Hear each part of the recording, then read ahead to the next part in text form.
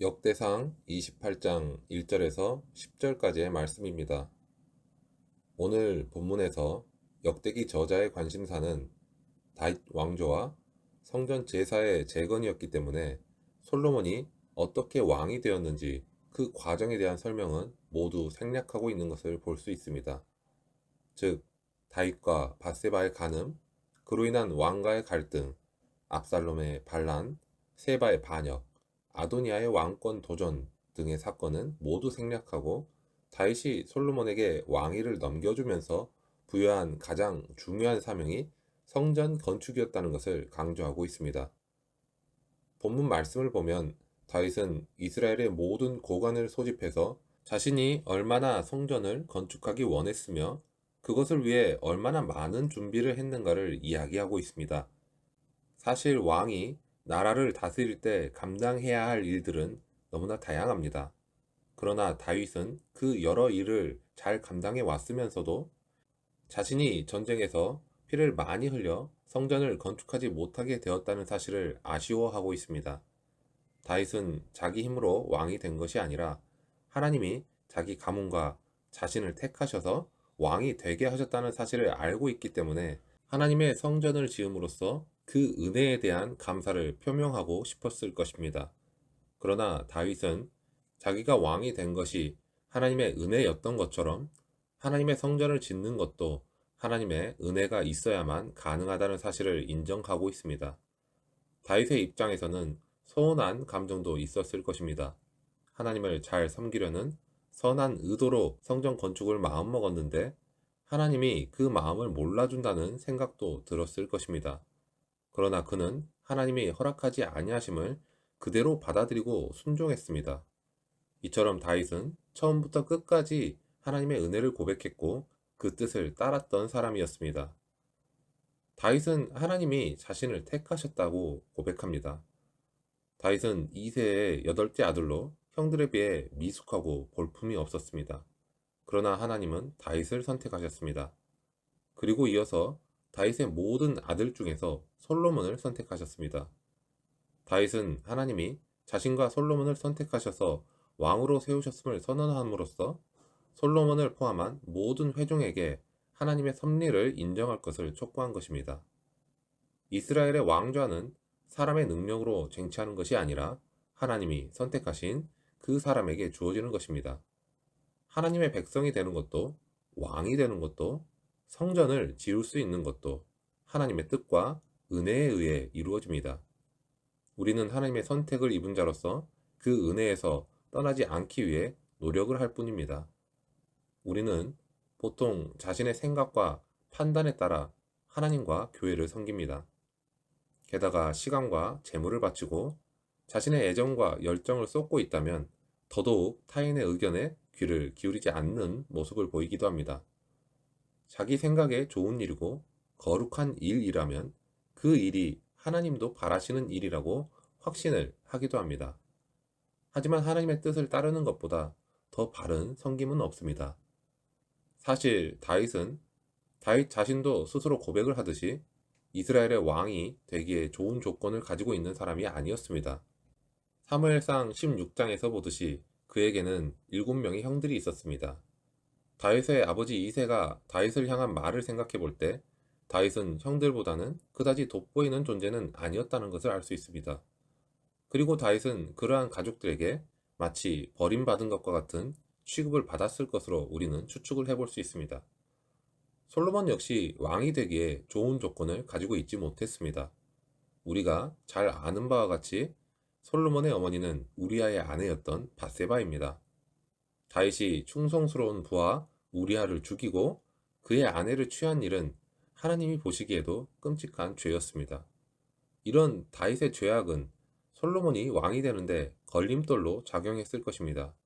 그럼에도 불구하고 하나님께서는 다윗과 솔로몬을 여러 아들 가운데 선택하셨습니다. 다윗에게는 엘리압이라는 출중한 형이 있었고 솔로몬에게는 발바닥부터 정수리까지 흠이 없는 인물 압살롬이 있었습니다. 사람의 기준으로는 다른 사람이 선택될 수도 있었겠지만 외모를 보시지 않고 그 마음의 중심을 보시는 하나님의 최종적인 선택은 다윗과 솔로몬이었습니다. 다윗은 하나님을 사랑했습니다. 나의 힘이 되신 여호와여, 내가 주를 사랑하나이다 라는 다윗의 고백은 그의 일시적인 감정이 아니라 그의 평생을 하나님과 동행할 수 있게 했던 다윗만의 고백입니다. 그리고 다윗은 솔로몬에게 너는 너의 아버지의 하나님을 알라라고 말하고 있습니다.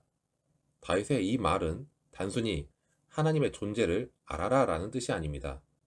다윗이 솔로몬에게 한 너는 너의 아버지의 하나님을 알라 라는 말은 아브라함에게 약속을 주시고 성취하신 하나님, 애굽 땅에서 이스라엘을 구원하시며 가나안을 허락하신 하나님, 다윗의 죄악에도 불구하고 오늘까지 왕조를 지켜주신 하나님, 그리고 솔로몬을 택하시고 그에게 성전 건축의 뜻을 성취하고자 하시는 그런 하나님의 뜻하심을 알아라 라는 말인 것입니다.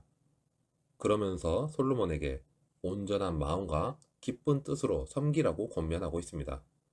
온전하다 라는 것은 두 마음을 품지 않는다는 말입니다. 기쁜 뜻이란 감사와 감격의 마음으로 무언가를 해보고자 하는 자세를 말합니다.